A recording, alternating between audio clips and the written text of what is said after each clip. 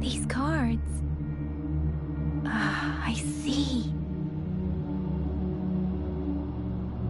The Fraxidus is likely behind it all.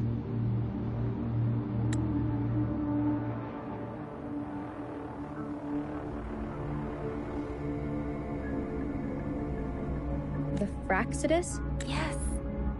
I don't know much about the Fraxidus, but as an outrider, I've worked on related cases. It's a group of extremists obsessed with fusing humans with tacit discords. They've caused terror attacks of various scales around the world. Fusing humans and tacit discords. We've seen signs of their presence in Jinzhou, left by lower-ranked members called Artificers. Above the Artificers are the Overseers, leaders with eerie abilities and unknown intentions. They pose a far bigger threat. No one knows their true intentions. Some members speak of world destruction, while others claim they seek eternal power. And there is one particularly insane overseer. He's crazy even by Fraxidus standards. A man who sees no order and revels in destruction. I've seen similar cards in the physical evidence file of the Fraxidus-related cases. They belong to this one overseer I'm talking about. They call him Scar. If he's responsible for what happened to these villagers, who knows what kind of cruel and twisted atrocities he's capable of?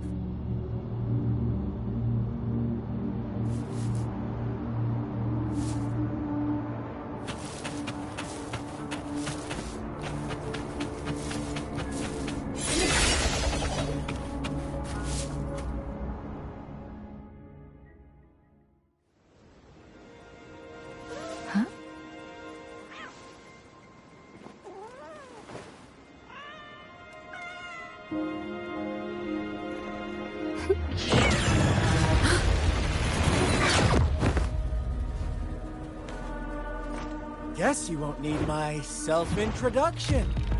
Oh, I spent so much time on it.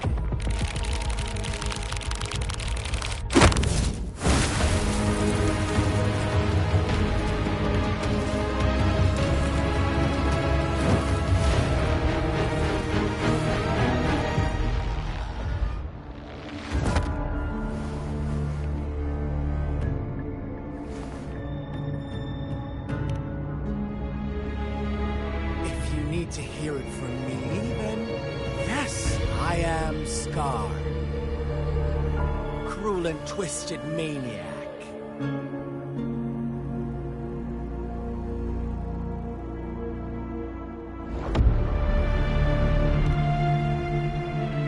We deserve a meeting free of such disturbances, don't you agree?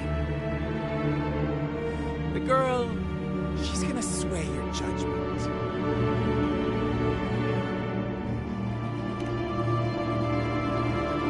Don't worry, I don't plan to make you hate me just yet.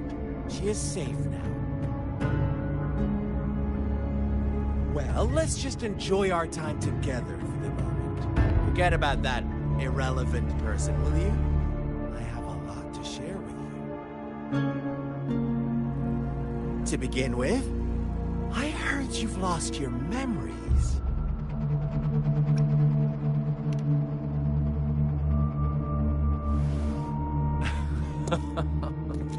Indeed. I'll tell you then. Before you knew anything about this world, you were already the center of conflict.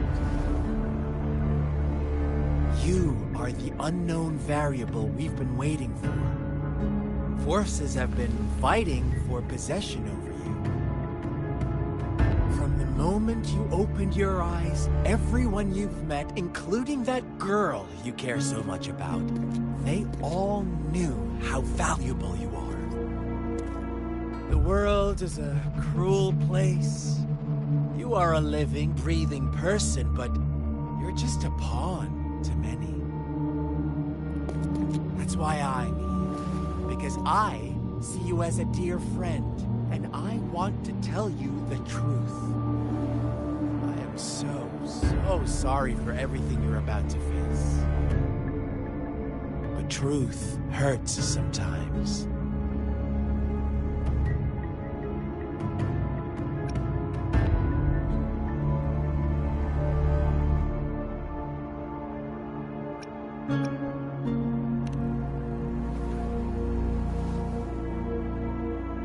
You could say I'm looking forward to your choice. My goal is simple. I just want to deepen our mutual understanding, nothing more. Come on.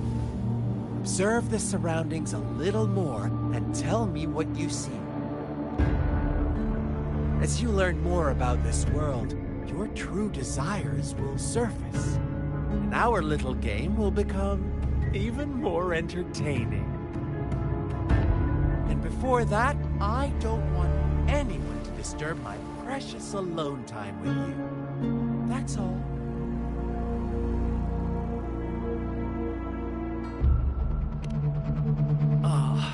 Why do you have to assume we are the culprits? Maybe you should be asking me what actually happened here.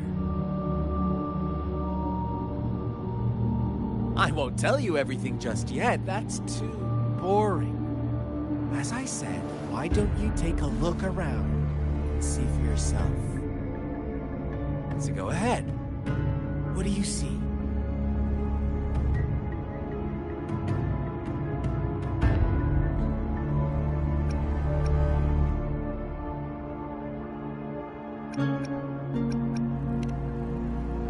Bravo! Didn't think you'd catch on to that. Now, what is the conclusion you've drawn?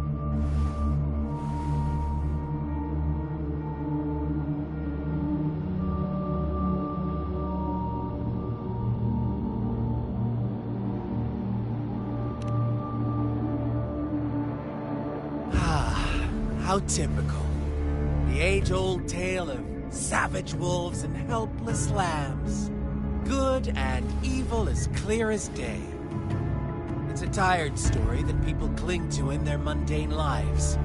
Oh, how it keeps them in check. But let me ask you this. Do you truly believe the real world can be that simple? Let me give you a couple more tips. The truth is far more complicated than you think. First, who are the players in our tale? An innocent girl, a revered leader, and a flock of simple villagers. Next, what makes up our main plot? False devotion, fleeting kindness, collective deceit, senseless killings, and the one vulnerable soul pushed onto a path of destruction by the masses. Now, Rover, the story is yours to spin. I'm eager to hear your version after you've learned more.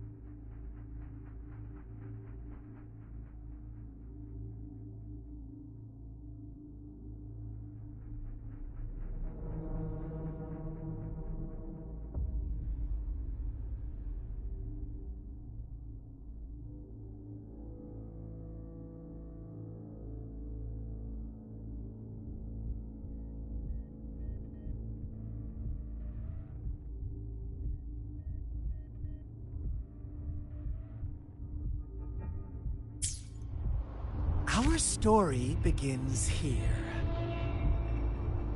Once upon a time, in a peaceful village, lived a flock of carefree lambs. In the day, they toiled for food, and when evening fell, they sought refuge from the fables. Stories told and retold through the ages. The ancient art of conveying hidden truths through fiction. But they always draw from real life, don't they? The same story gets told by many, and each person brings their own spin. Whatever you learn from it is just one of countless different interpretations. Like us now, caught in a carefully crafted plotline, a scheme I had no hand in. This village marks the beginning of my story with Jinzhou.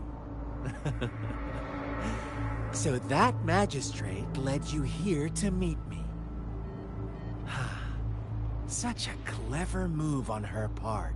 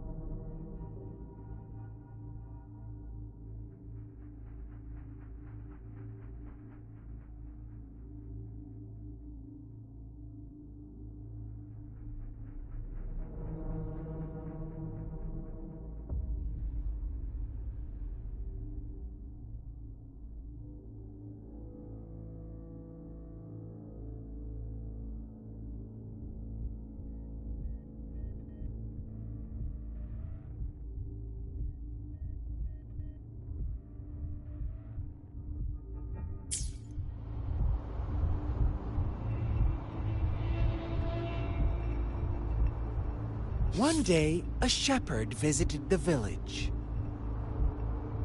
The shepherd brought them promises of abundance and protection. The lambs, drawn in by his words, soon lived in comfort and security. No, quite the opposite. The shepherd's arrival is only the beginning. With a wave of his hand, the shepherd could grant their every wish. His flock obeyed, bowing their heads, pleading for better food and shelter. They no longer had to struggle for survival, as their once meager lives were replaced with endless luxury. The flock worshipped their shepherd-turned-god, praising him and holding him in the highest regard. What's wrong? Does my story make you uncomfortable?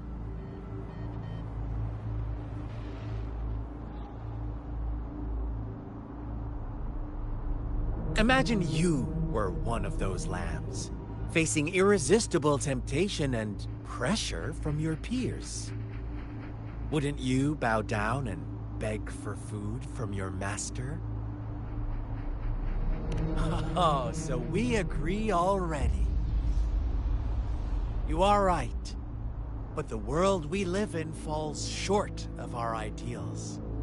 The shepherd still reigns, and the lambs have grown complacent. It's up to the two of us to make that ideal world a reality.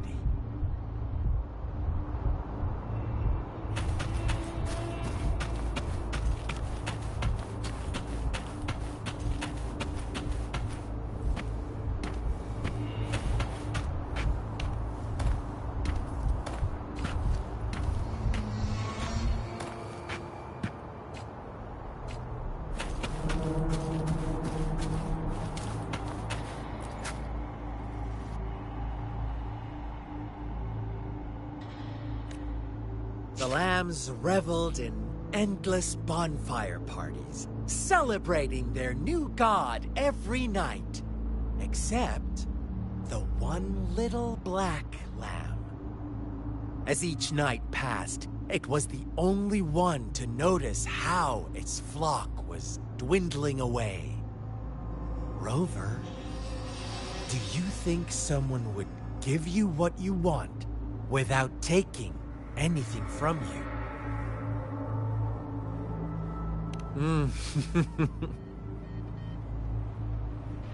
I once believed that too.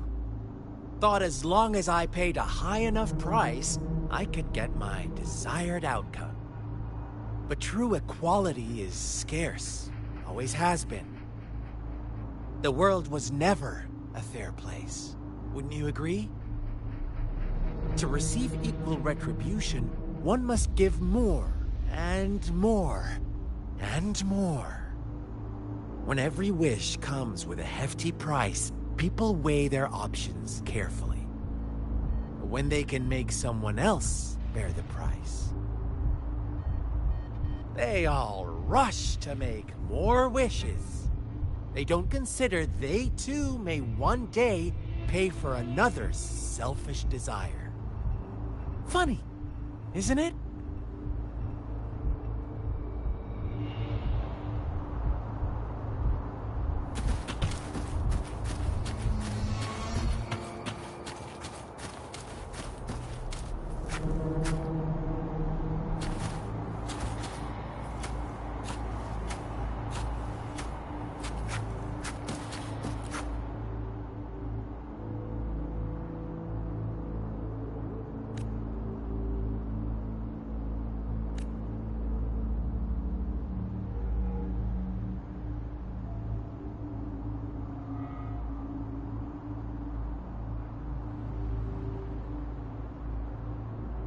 Later, the shepherd openly blamed the black lamb for the flock's decline. On the next day, the white lambs welcomed the rising sun as usual, but the black lamb was nowhere to be found. The shepherd introduced an unspoken rule to this village, one that our black lamb violated by telling the truth.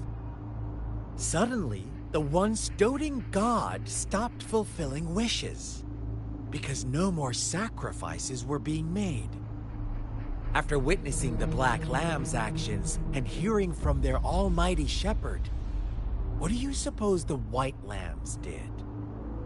Ah, those oblivious lambs. Little did they know the most fearsome demon was right under their noses.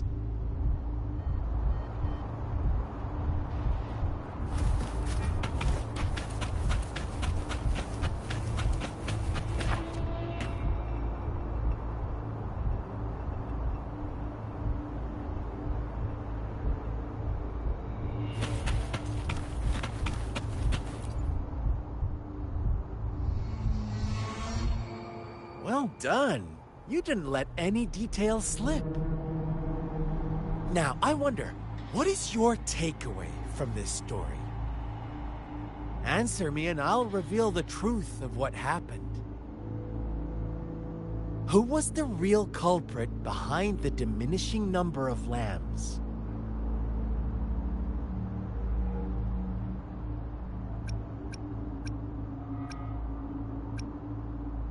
Brilliant answer!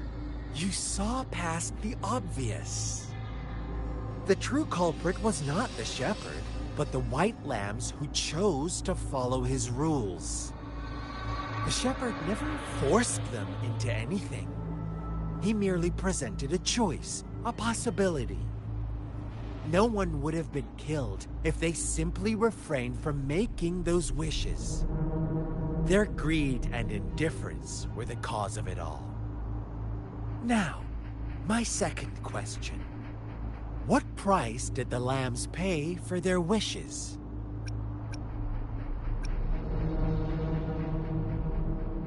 But that's why they wanted it in the first place. Why would they trade their wealth for a wish when they were risking their lives for it anyway? Here's my final question. What happened to the black lamb? Don't rush, Rover. Take your time. What is the truth you've uncovered?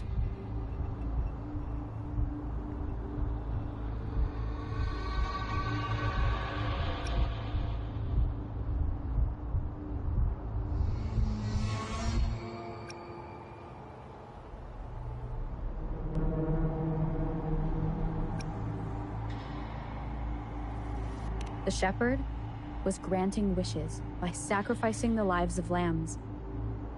The flock never found out about it. They were deceived to believe the black lamb was the culprit. Almost there, Rover.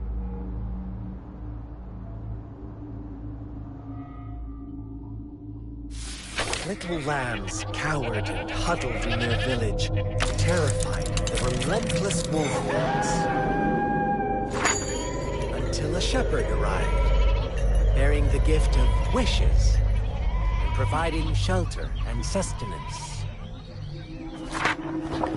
Slowly, the shepherd gained control over the flock, and the lambs lived contented lives. But this is not the end of our story. The shepherd found a solitary black lamb in his flock, and offered to grant any wish it desired. In exchange, he wanted one of its companions as a sacrifice. The black lamb refused, and it was shunned by its flock, left without shelter or sustenance. After the black lamb's exile, more lambs continued to vanish. The shepherd then blamed the black lamb for breaking the rules. He withheld his wish-granting power as punishment.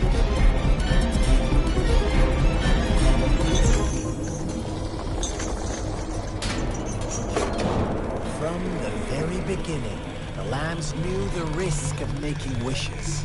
They too could become sacrifices for those of others. But they always believed it wouldn't be them. Meanwhile, some lambs reasoned that since they had already risked being sacrificed for someone else's wish, it was then only fair to pass on that risk for a chance at fulfilling their own desires. So they continued to play the game. They all knew the consequences, but chose to remain silent. Fearful, yet greedy, they followed the shepherd's orders and made wishes again and again, until one day, a brave black lamb spoke up, shattering the flock's facade, their illusion of a peaceful and happy life.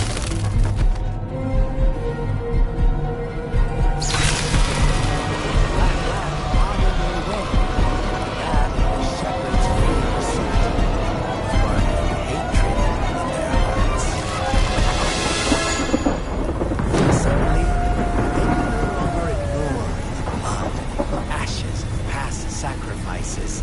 littering the ground.